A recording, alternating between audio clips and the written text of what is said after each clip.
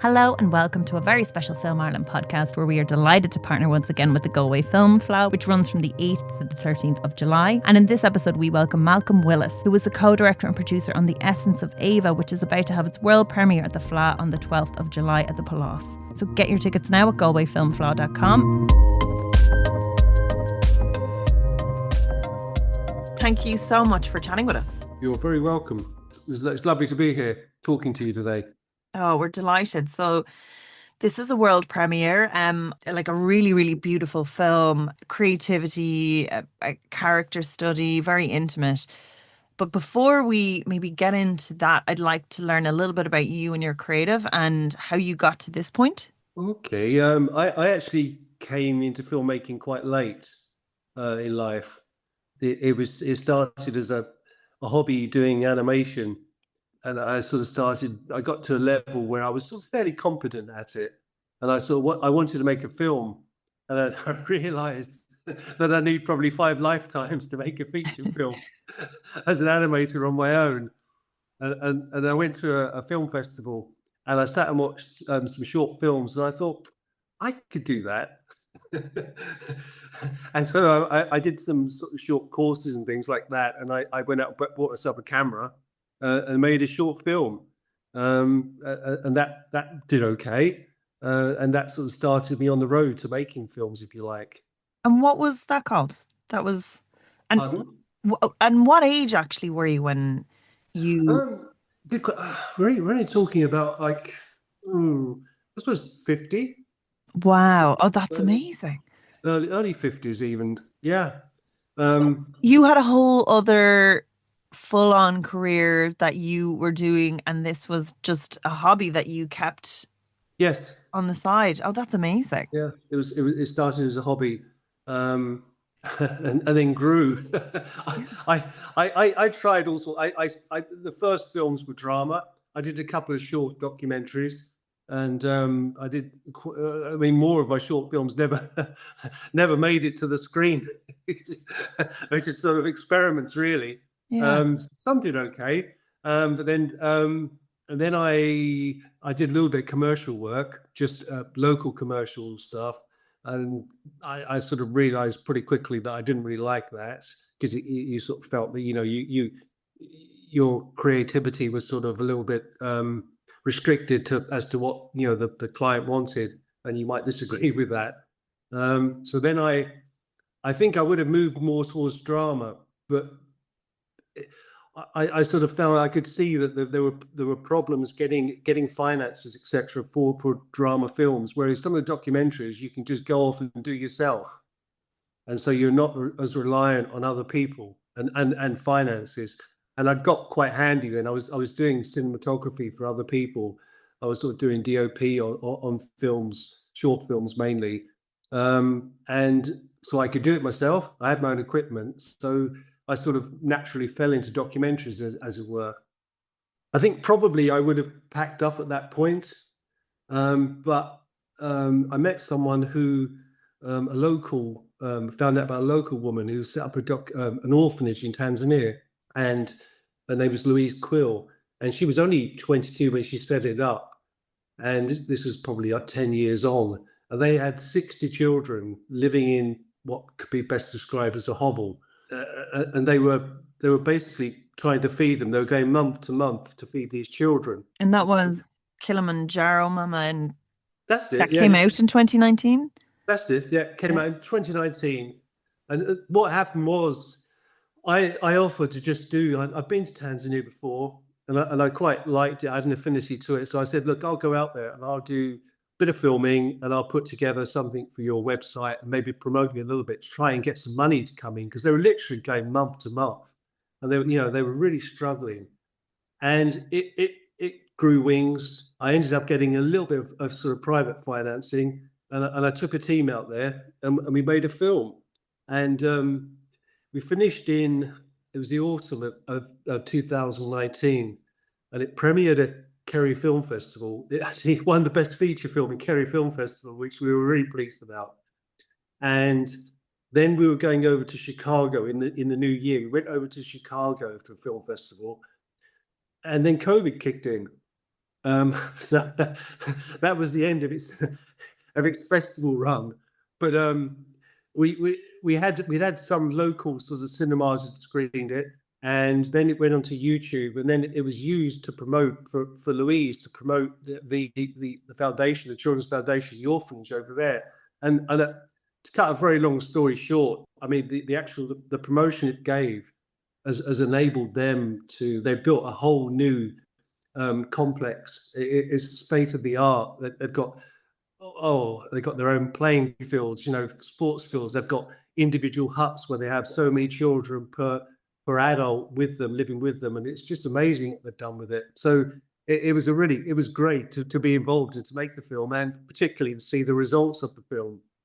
And that's Yeah. fascinating. But I will say that like there's a very specific skill set or a huge range of a skill set that you have to direct a film, to do films that are so successful, that really touch people and really um like really get to the heart of something, that you're a storyteller. I'm just curious, what was your day job before that you were working alongside? Like where was that building a skill set?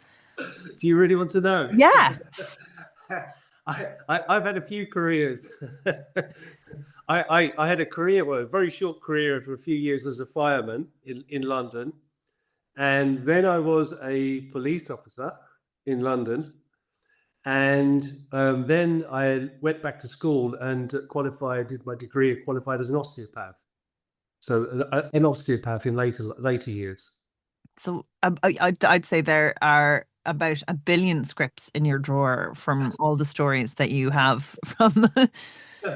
Possibly. Possibly. But lots of experience, not so much experience with films, but yeah. People and storytelling and observing and like that mind body connection and the importance of creativity in storytelling. Like, Yeah, even in policing and something that's harrowing as that, there is a thing where you have to process it and make sense of it. quite possibly. I think if I had a skill, and I don't know that I am that skillful. I mean, I try very hard, but I try to use. I don't mean use in a bad way, but use other people, as in, if I've got an idea, then I know I'm quite happy to. I understand within myself that I maybe not be capable of delivering something that I would be happy with just by myself. And so I'm quite happy to say for this film, for Yeah. The Essence of Eva. I can tell you how it came about at the beginning in a minute, but I knew that I would need help with it. Yeah, but I'm kind of talking about your journey to build up to that, if that's okay, because I Yeah. know between that you have the blow-ins, the magic of Dingle as well. So this is very much so like, I mean, if Kilimanjaro, I mean that was something that you did independently. I know this recent film was a Kickstarter as well, and Screen Ireland supported at some point. So this, like, Yes. it's more Yeah. like how you're building your career and yeah, your toolkit as well. Because I mean, it's not like all of those tasks are not easy, and you like it is collaborative, and you have to get so many people on board to get it shot. And Absolutely.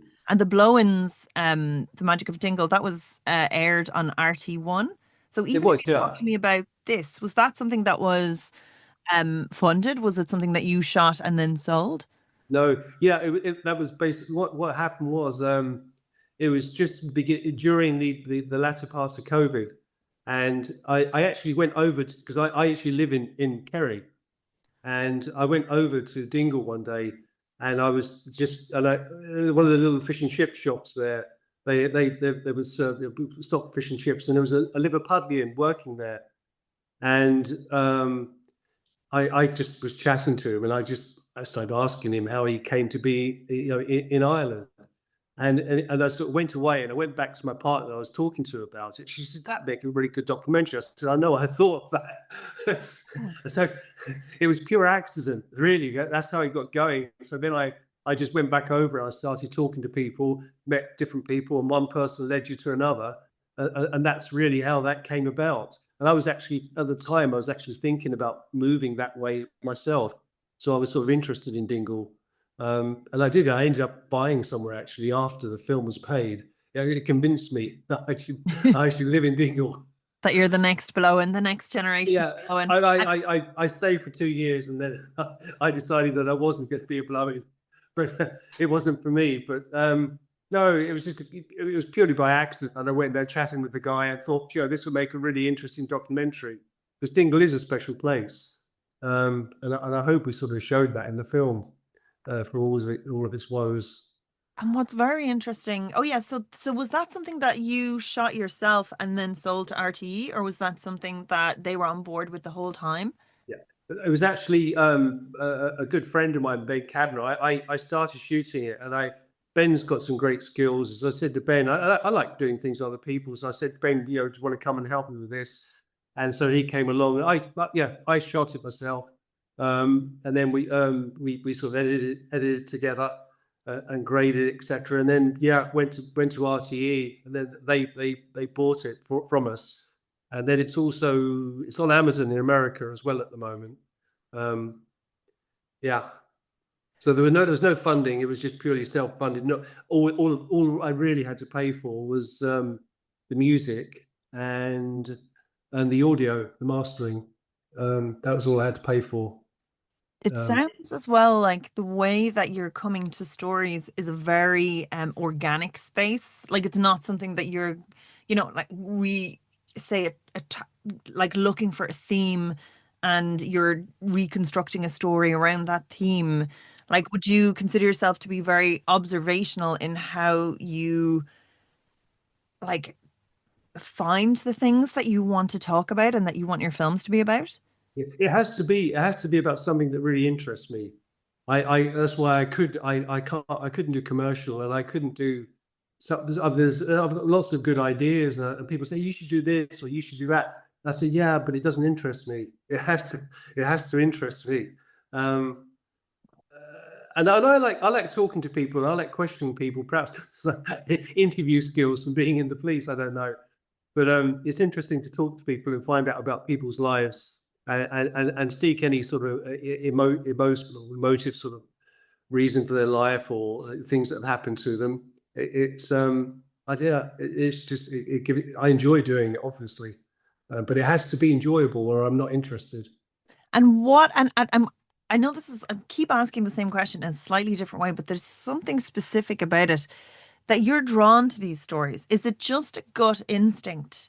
Is there anything conscious about what you can see that they have in common, or is there individual reasons per project why you like them so much? Like, or what was the thing that drew you in? I don't know that there's anything deep. I mean, Kilimanjaro was I wanted to help, and I felt that I had some skills that I could bring to the table to help Louise, and to help her raise money for the film. And then once we got going, I just loved it. I loved the being there and just doing it. I think I love doing it. I love making a film, and all the trials and tribulations that it encompassed it. Blow-ins was just. I think I was looking for a film to make. I was sort of looking for an idea and thinking, and it sort of jumped up and hit me in the face, so to speak. And so that's how I started doing Blow-ins. And then, of course, once I started doing it, then I got really very, very completely sort of interested in it, engrossed in it. And then Eva was a completely different thing again, which I can talk about whenever you like. We're ready now. Are you ready? Because it's really in the context of it. No, because I just think that's so interesting, because like you've come to this from a completely different perspective, very self-taught. Like at this time when you were working on these projects, are you doing like training at the side? Are you going to conferences and talks? Or is it you're just mucking in and mucking in, I'm afraid. You'll think me very unprofessional, I'm sure. No, the opposite. I just think it's just this brilliant organic way of learning by doing and being immersed in it. That's like really fabulous. I think making the short films at the beginning, that was a massive learning curve. I think you have to do, and maybe I'm completely wrong and you might disagree, but I think you just have to get out there and do it and make your mistakes. And I look back at some of the things I did and the mistakes I made, Yeah, they were terrible. But you've got to make them. There's no. I don't think there's any shortcut to making films really. Just go and do it, and you learn. I did some short courses, and I really I studied it as much as I could. And I immersed myself with people who were quite professional, and I just watched them and copied them and learned from them. But yeah, no, I didn't go to college, unfortunately. Oh no, but that's even like, but you went to the College of Life. But I also think as somebody who's experienced so many different words professionally, probably has a very good instinct for people and understanding of people. That's what you are bringing for it. And it's more like you've been learning your voice and what you want to say separately, and now are bringing it to film and are just upskilling those, like, yeah, that, like upskilling the other toolkit of, how to capture it and put it together in a way. Well, yeah, but yeah, again, I would say by sort of making sure that I'm doing these things with people who I feel are probably better than me at certain things. Yeah, we're all good at certain things, and just as you say, it's collaborative. It has to be. It has to be. I think for me, I know there are many filmmakers who would just have their own view, and their view is it. But yeah. And from when you were, say, doing animated film as a hobby on the side, then to going to interviewing Sting. I'd say that was an interesting moment where The first film wasn't. The first film was just I videoed. Is it on YouTube? I'm not sure it's on YouTube. I forget what it's called now. Deadly View. It's called Deadly View, and it was just about a guy who turned up at a very desolate place, and he's all dressed in black, and he gets something. What happened was I went to film festivals, and I thought that most of the films were quite gloomy, and I would have preferred to some more, I don't know, a bit more lightheartedness. But then that was just me and how I felt. So I went away and I made a film. The guy turns up. It's dark, and he gets out of a car. He takes something from the boot, something heavy. He's dragging it up a hill, and all you can see, he's looking around. He's very suspicious. And so I think you would probably think it's a body. He's dragging up this hill. He's got a spade. And you can hear him sort of digging a little bit and shuffling around. Long story short, it finishes by he takes his clothes off, and as it's getting light, and he's got like brighter clothing underneath. And I'm telling the story now. It sounds really stupid. That's a journey. It's a very interesting space from going, this is a very practical thing that I'm going to do, watching, observing, taking in, and then like just mucking in and getting it across the line. And what did you learn doing that? I mean, I learned that more technical skills than anything else. I think directing an actor to do stuff for me, and looking back on it and thinking, oh crikey, that wasn't done very well, and this wasn't done very well. That bit's okay, and how would I do it differently? As I was saying, I think you have to do these things to make your mistakes. But actually, generally, I still haven't, because at the end, he basically the long and short of it is he's on the top of a hill, looking out over the sea out near Dingle, and he's on a bar stool. It was a bar stool he was dragging up, and he's spinning around looking at the view, and the music changes. Obviously, the mood changes, so it wasn't dark at all. Yeah. I think you've got to watch it because you're thinking, what a load of rubbish. No, I love that. But it's a fake out. It's like, you're setting something up. You're doing an homage to this thriller genre that we're so used to, crime. And then it's like, actually, no, it's about someone enjoying life. And yeah. So I wanted that sort of that twist in that. But anyway, look, that was the first film I made. So Eva.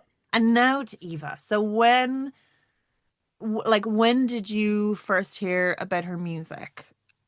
I'm one of these people that I love certain artists, but not all of the music from any one artist. I tend to pick odd songs, and I had just happened to have two of Eva's songs on my phone at the time, and I couldn't even tell you. I must have heard them on the radio, and I must have downloaded them on Apple Tunes or something, and I had them on my phone. And that was as much. I knew she'd passed, but I didn't know anything about her. And then this was 2019 in the autumn, after Kilimanjaro Mama. It was after I think Kerry Film Festival was in like October, something like that, and it premiered.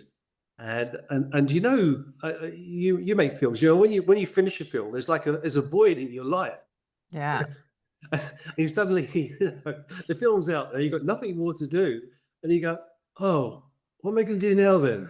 Yeah. And that's when you just start filling out application after application after application. What next? But I hadn't really thought anymore because I've been so busy with it through the summer and through the autumn, getting it ready because we were editing it and everything, you know, getting it all done.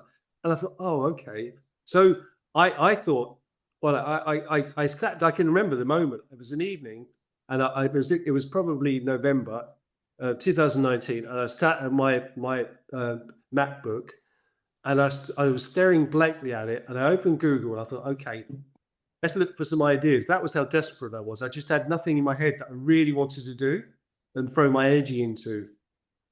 And I sat there, I think, with a whiskey, and I started Googling. And I normally play music in the kitchen through the Alexa, but it wasn't working. So on that particular night, so I had my phone, so I put music on random on my phone. And this is a treat. And an Eva Cassidy song came on. And I thought, oh my God, you know, Eva Cassidy, you know, and I don't know if it affects you, but even now I've heard her music so much, but it's still her music sort of reaches into my heart, if you like. Yeah. And it's so soulful. And the Eva Cassidy song came on, and I thought, Eva Cassidy, what's been done with Eva Cassidy? Now, they've done sort of local, very simple documentaries at that point. So I'm really sort of like batting above my grade, if you like. But so I had a look, and I long story short, I probably went to bed about 2 or 3 o'clock in the morning, by which time I had speed read a book about her life. It was on Kindle. I had ascertained that possibly her parents were still alive. I couldn't find any evidence that they were dead. There had been one documentary done by the record company, but it was very sort of limited, and it wasn't. It wasn't soulful at all. It really didn't talk about her life. It was just spoke about a small part of her what she was doing, her music abilities, and I left. I think I said I worked out that at the time her relatives were running a website that because as you'll see in the film, she's quite an accomplished artist, self-taught, but you know, some of her art I think is quite good. Yeah. And they were running a website that sold copies of her artwork. And I sent them an email, and I basically said, "This is who I am. I really feel that the film that's been made doesn't really reflect the person, and I think that we could do so much better, a much more sort of soulful, emotional film that tells her story properly. Here's a copy of my film Kilimanjaro Mama for you to have a look at, so you see the kind of filmmaking I do." And I forgot about it. That was it. Sent an email. Didn't expect any sort of reply. And probably it was just before Christmas, I got an email back first from the record company that represents her, Blick Street Records, and then from the Cassidy family lawyers saying that Mr. and Mrs. Cassidy, Hugh and Barbara, wanted to meet me. And so I knew, I guess, straight away that you know, potentially it was a little bit bigger than me, than my experience, limited experience in relation to that type of, you know, a film. And I'd met and worked on 1 or 2 occasions, and I was friends with Alex Fegan, and I felt that Alex probably would have that sort of, you know, more experience with that type of filming than I. So I contacted Alex, and I said to Alex, I said, I need to go to America. I need to go to America. I've got a film that I want to explore. We need to go, and we need to go straight away. This is Christmas. I want to go like the first week of January. If you can't come with me, then tell me now. We'll forget about it. You know. I said, but if you can come with me, you know, I'll tell you what it's about. And Alex said, well, I can come. And I explained what it's about. And he said, look, let me think about it. And he rang me next morning about 7 o'clock in the morning. He said, right, when are we going? Oh, wow. And and so we went over and we met Eva's sister and her family, and we had lunch, and they basically agreed pretty much there and then that they liked us, and they liked the kind of work we've done. And we did some interviews at that point, and then we came home, and then COVID kicked in, and that slowed us down a little bit. But and we had to wait. We had to wait until, I don't know, when it was the autumn 2021, was it? When America opened up, we couldn't go to America. Yeah. And then we were able to go back and start filming some more. But it was fortunate in a way, because as time went on, the family, through different means, started uncovering more footage and more music. Yeah. And The coverage, the absolute coverage of her different phases of her life that you have is amazing. Like, in a time where things weren't quite recorded no, that no. much. The level of coverage, Yeah, it's almost magic in a way. Like one yeah, of those things where you're like, things work out for a reason. Because, I mean, especially for someone who is such a personal, shy yeah. individual. We were so lucky, that her friend Brian had the cop on to start videoing her. And that was, without that, we would have had very little, and we didn't have that actually initially. There was a lot of stuff we didn't have, and it was only because of COVID, in truth, that dragged it out. Some of the footage we got long after COVID. If we hadn't had COVID stretching it out, we wouldn't have landed where we did. Yeah. In some ways, that gap just gave us the time to find these things and to contact. And also, like, I mean, Mick Fleetwood, for instance. I mean, I was trying to get hold of him for years, literally from the beginning. I was trying to, because he knew Eva personally, and yourself how difficult it is, to find people. So again, it was just, it gave us time to find him and to find Sting and to actually get a contact to them, and and get their permission to film them. We were very lucky as it went along. We almost had someone. Eve was almost guiding us and helping us to get to these people and these places. Yeah, yeah. God, and the story of her life then. So she went from, I think it's beautiful that this project Thank is you. an introduction as much to you as it is to someone like me, who, again, I think wouldn't have had that understanding to even give her music context and space for so many people that would have been so moved by, but again, been almost passively consuming it in some ways. And it's just so, if it's so personal, it just feels very, very intimate. It's very honest. Now, I presume like a little bit of time has passed, and people have processed a lot of their feelings, about such a tragic loss of someone so young. But I was Yeah. just wondering if you could just talk me through your experience, what it was like interviewing people about her, like what that feeling was like. Like, do you get that palpable sense of loss? Oh, absolutely. I feel, I think, speaking from the heart. I mean, I sort of, particularly in the early days, I feel like I've lost a friend myself, because you have to get close to these people while you're looking at their lives, and then you're speaking to their family, to their parents, their friends, and their siblings, and you feel like you've lost a friend as well. I certainly feel that, because we've got to know Eva quite well, quite intimately over the last, well, it'll be 6 years in the autumn that we've been, sort of speaking to her, if you like. And so, yeah, in a way, we sort of feel lost, and particularly like when we went to where our ashes were scattered on the lake, and um, it, yeah, it's an emotional. It was an emotional moment, and I still get emotion watching the film. I was talking to Alex, so there he certainly still does, and we've seen the film hundreds of times. But I still get emotional, just because I suppose mine be different than perhaps of yours, because I know all these people, you know, and speaking to them, it was very difficult speaking to some of them, because you knew, you know, you're making a film, but they're talking about their life and their life of their sister, partner, daughter. Yeah. At times it was quite difficult. It was quite difficult.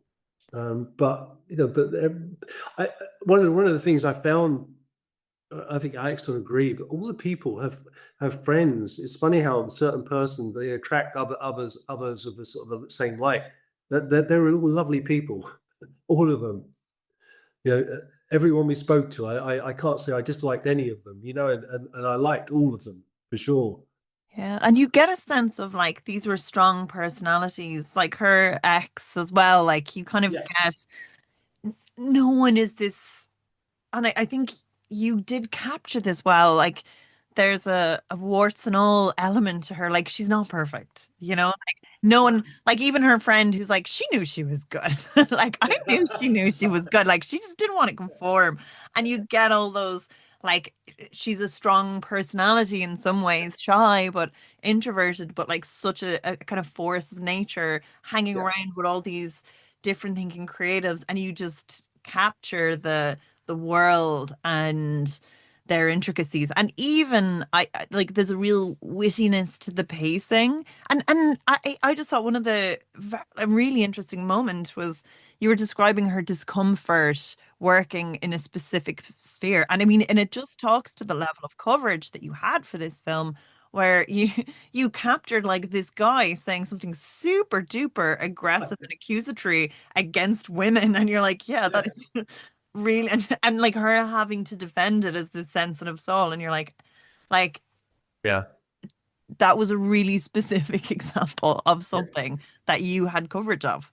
Oh, yeah, we were very fortunate to get that sort of footage and to hear. I mean, she was speaking from the grave, you know, throughout the film, and we were very fortunate to get it. But I think it would have been easier. We discussed at the beginning. It would have been quite easy to make a film of Eva being an angel, you know, but we wanted to show that she as great as she was, and as nice as she was, as lovely as she was. I mean, she wasn't an angel. She was human. You know, she was normal. Um, yeah, yeah, Yeah, and that, yeah, and her friends and her family, but the character and that love, and that she was, you know, like that real complex person, and you got the sense of worry from her parents.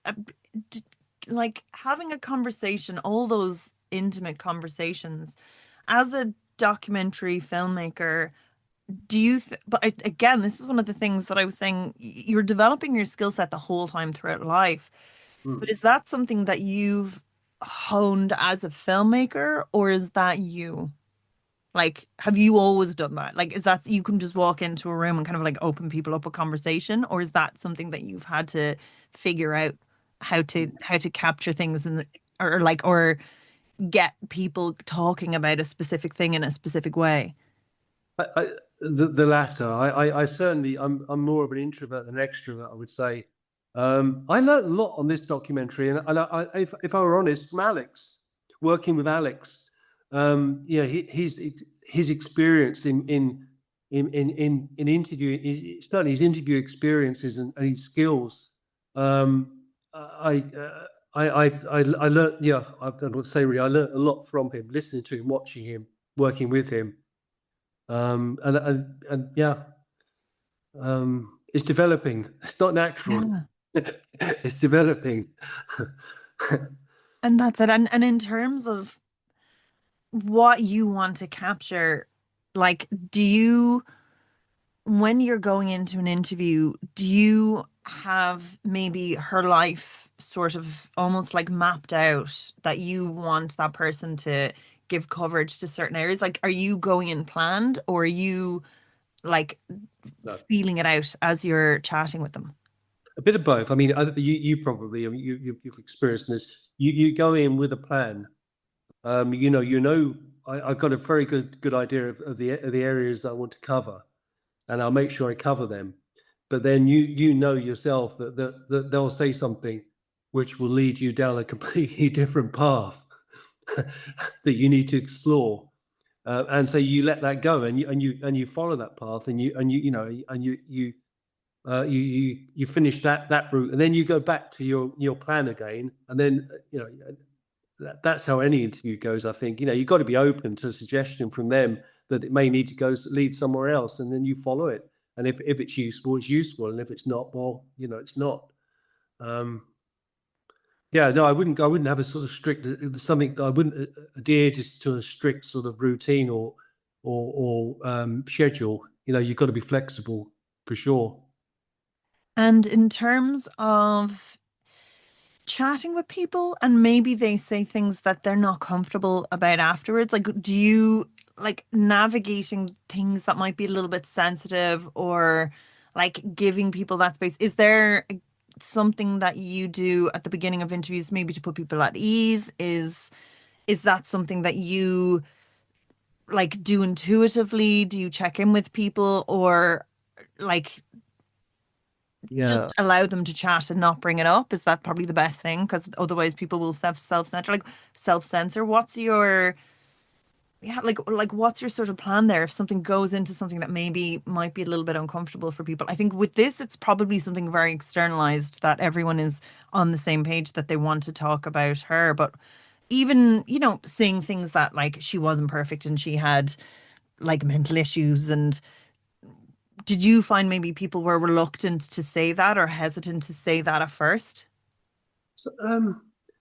I think you build up a rapport with people first, and that's not something that you set out to do. I mean, I just naturally, I'll be talking to people, I'll be friendly, and and I am who I am. I don't put any facade up, and hopefully you get on well with people, and we got on well with everyone. I think, who we interviewed, so we'd have a rapport with them long before we turn the camera on.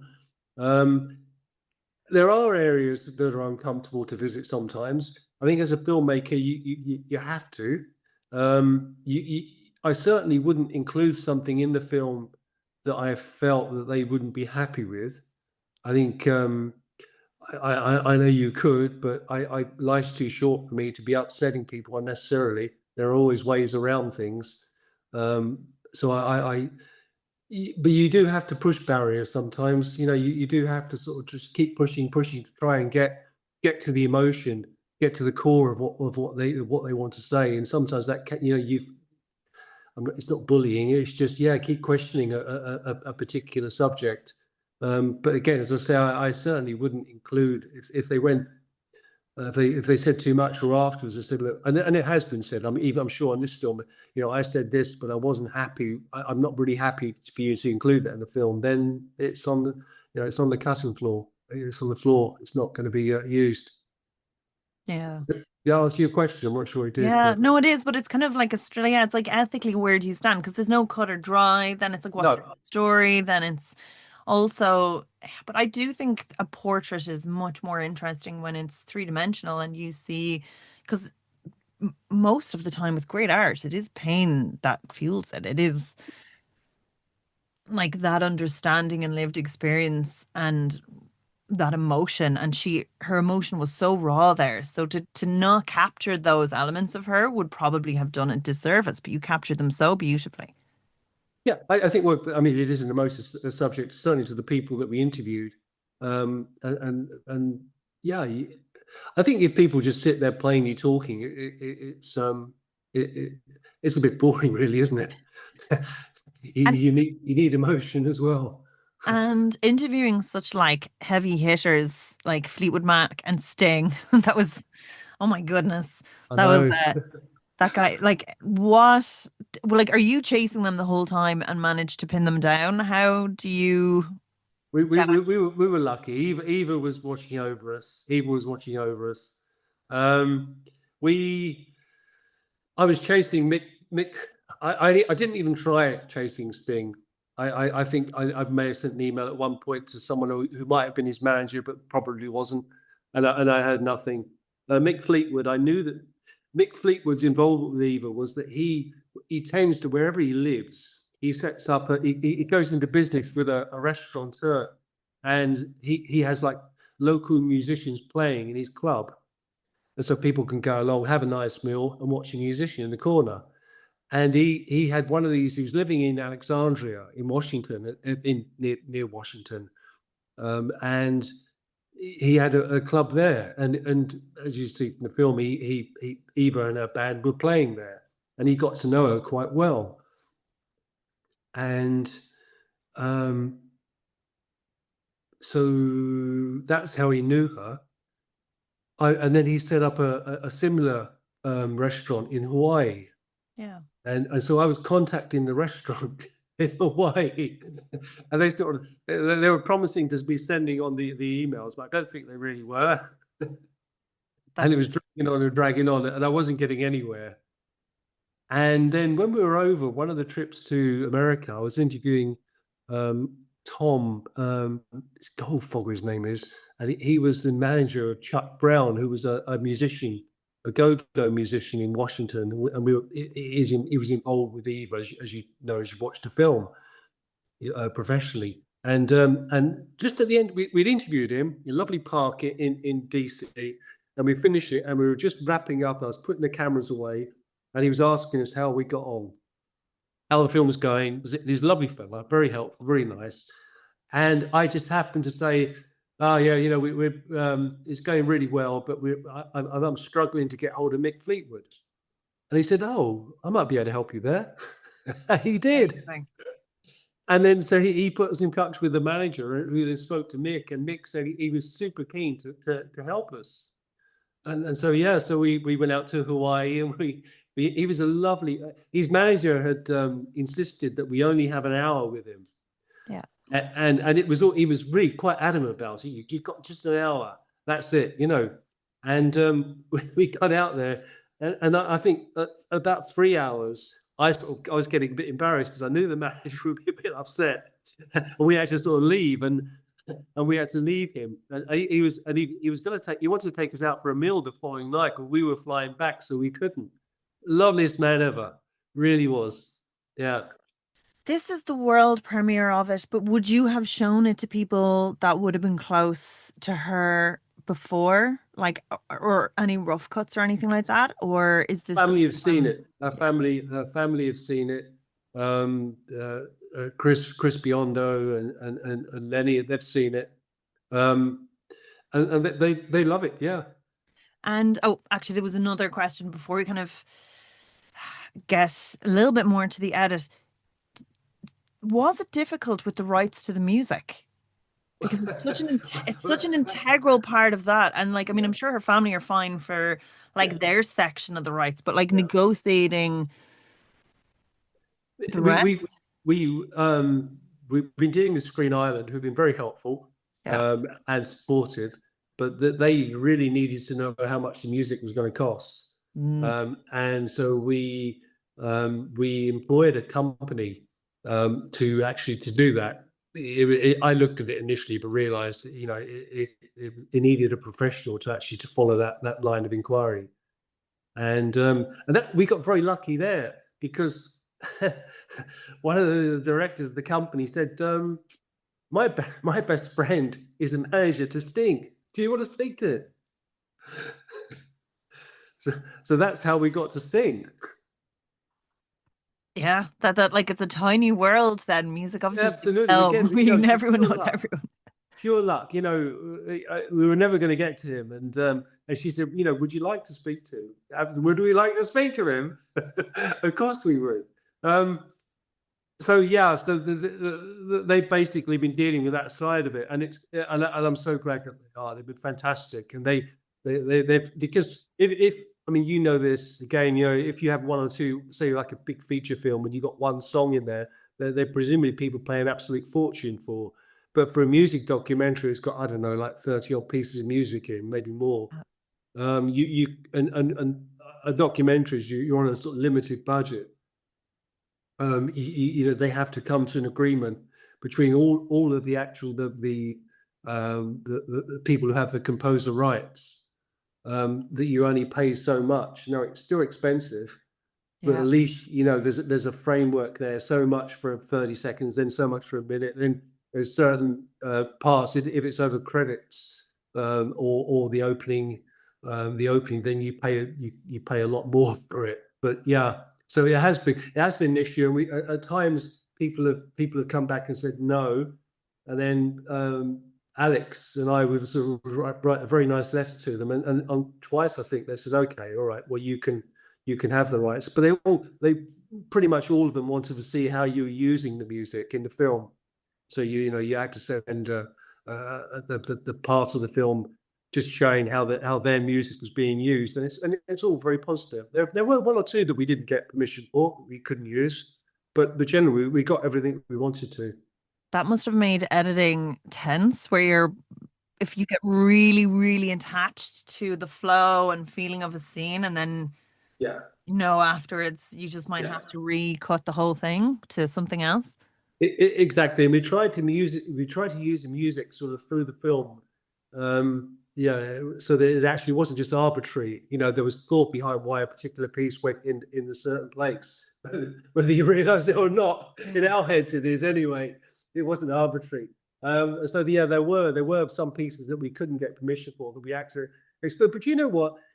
These things are often for the best. These things are forced on you, but then when you actually move on, you think, okay, this works even better like this. So that's life, I guess. And do you find as well, this again is something that's retrospective. It's as much about reconstructing like a past story that has existed and like investigating it from different angles. It's finding archive research. Like it's very different from your other two features. Did you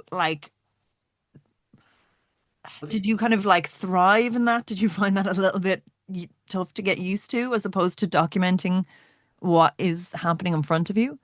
I think Alex would say that this was good. That was why he had to think this was different to the previous documentaries that he'd done. It was completely different. I love it. It's probably, I think he says you make a great producer. You're a crap director, but you make a great producer. I'm sure he didn't say that. No, he didn't. He might think it, but he did say you make a great producer, because I do thrive on I suppose maybe that's the police thing, investigating and finding information and just unpicking things. I've enjoyed that very much about making this film.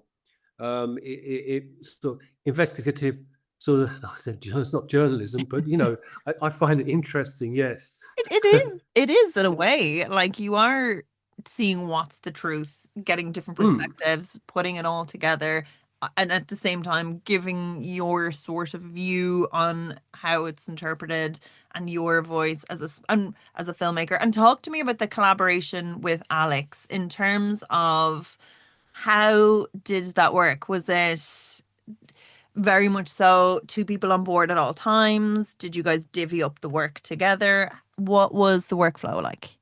um, wherever Alex says goes. I'm joking. I'm joking. He doesn't. So wherever I say goes. No, we sort of, at the beginning it was trying to find the balance, as to who does what or what. I tend to sort of make sure that I'd sort of the camera work, etc. Alex more often than not would take a lead on the interview, but not each time. And then we would both jump in and with different questions. We're doing pretty much together. The investigative stuff, probably that'd be more me looking for media, looking for who trying to trace all the different people, get in contact with them. That would be more my side. Alex would have dealt with Screen Island, that side, any finances, lawyers, that sort of thing. That's been his job. Chasing the money, that's been his job. Editing, Alex took the lead on editing. He was quite happy to do that. He had the time. So he took the lead, but we would be talking pretty much every day. We was like married at one point. And we still, like most days, we'll have a chat or something, or an email or a text. But so he would take the lead on the editing, but collaborative as well as we went along. We go over it and we watch it and we change it and we and again I've been carrying on. I've been dealing with more so these days. I'm doing the archive material and the music and that side of it. It's been it's teamwork. We both sort of contributed sort of equally, I think, but in different ways. God, that's fabulous. And are you looking forward now to getting to share it with an audience? Oh, I am. Yeah, I am. I really am. It's the edit's gone on for quite a while, and you could keep editing it, but it would get tired, I think. So we sort of agreed, that this is it now, and we love it. The family love it, and people we've shown the film seem to love it. So I'm looking forward to seeing the audience and see how people react. That have come to cold, and see. Hopefully they'll enjoy it. I hope they will. It's really beautiful. They definitely will. Well, hopefully, yeah. We saw it. We saw it at a private screening in Berlin. The film was at the film festival. The market. And I saw some people. There was a different cut. It was a slightly different cut of Berlin, but and people enjoyed it there. So yeah, hopefully. Definitely. And congratulations, and thank you so much for chatting with us. You're very welcome. Thank you. Thank you for having me. So thanks so much for listening, and don't forget the Galway Film Fleadh takes place from the 8th to the 13th of July, and you can check out the full programme now on galwayfilmfleadh.com.